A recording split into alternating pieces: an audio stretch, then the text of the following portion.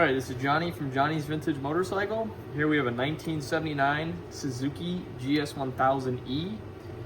It's last been on the road, according to the sticker, in 1995. So we're going to do a compression test and let you know. Hopefully you can understand a little bit of the condition of the motor by that. And we're going to be parting this out, or we're willing to sell it as a whole. So here we go on cylinder number 1, see what she's got.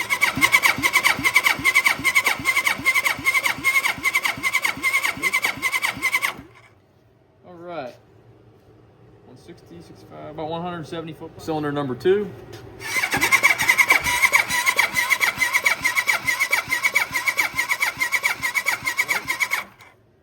Got about 140. Cylinder number 3.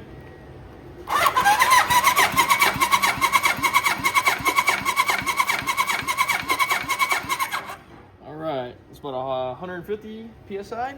Cylinder number 4.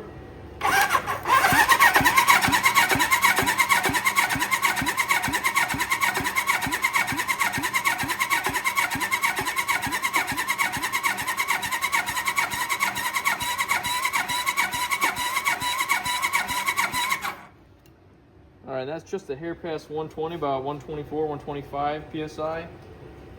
So judging by the sticker on the tag,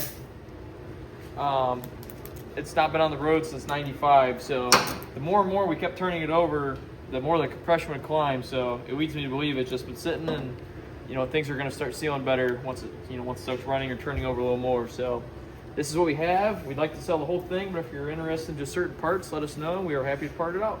Thank you.